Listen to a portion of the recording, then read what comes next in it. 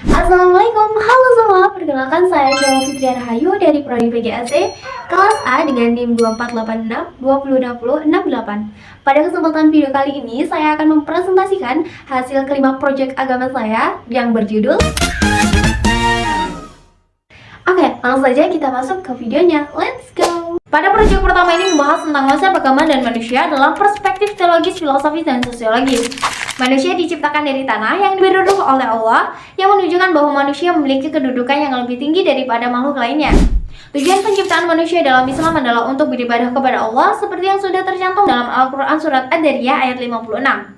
Fitrah adalah keadaan alami manusia yang cenderung kepada kebaikan dan keimanan, sedangkan taklif adalah kewajiban moral yang diemban oleh setiap individu untuk menjalankan perintah Allah dan menjauhi larangannya. Hakikat manusia menurut para pemikir Islam yaitu mencakup aspek rasional, sosial, moral, dan spiritual. Peran manusia dalam masyarakat berdasarkan ajaran Islam yaitu sebagai khalifah di bumi, mengamalkan nilai moral dan etika Islam, berkontribusi dalam membangun masyarakat yang harmonis. Tantangan yang dihadapi dalam era modern ini seperti globalisasi dan modernisasi, kesenjangan sosial dan ekonomi, teknologi, dan media sosial.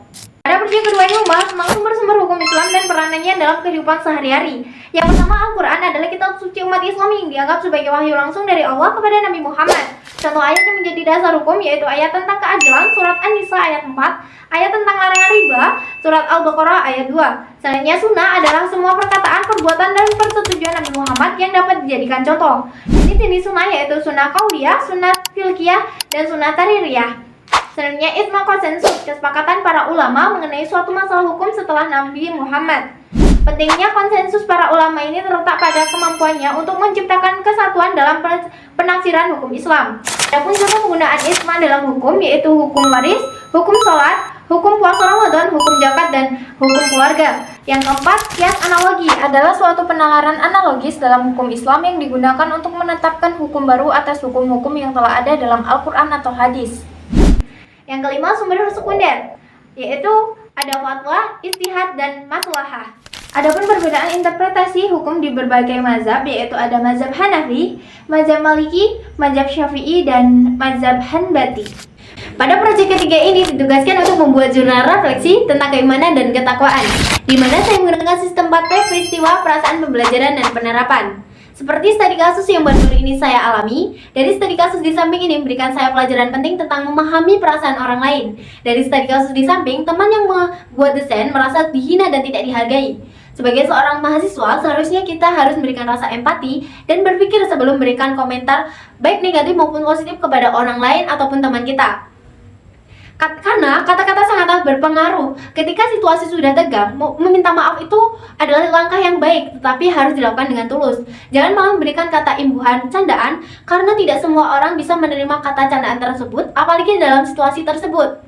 Kesadaran akan kesalahan ini adalah bagian dari perjalanan keimanan dan ketakwaan kita. Belajar untuk tidak hanya meminta maaf saja, tapi juga berusaha memperbaiki hubungan. Pada proyek keempat ini ditugaskan untuk membuat jurnal refleksi tentang membangun karakter etika, moral, dan akhlak di lingkungan kampus. Seperti studi kasus yang baru ini saya alami, dari kejadian tersebut memberikan pengajaran yang mengenai etika, moral, dan akhlak dalam berinteraksi di lingkungan akademis, terutama pentingnya dalam menghargai usaha orang lain.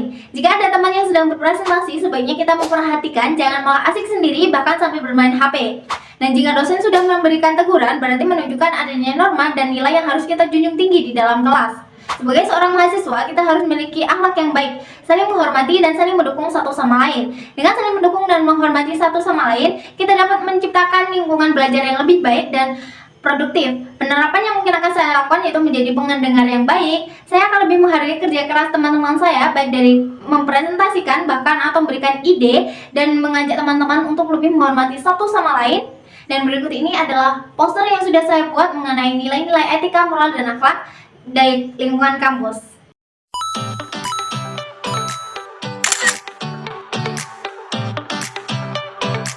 Pada proyek kelima ini ditugaskan untuk membuat poster ilustrasi tentang perkembangan iptek dalam Islam. Seperti yang sudah saya buat di samping ini, saya mengambil ketiga tokoh muslim yang telah memberikan kontribusi signifikan terhadap perkembangan iptek.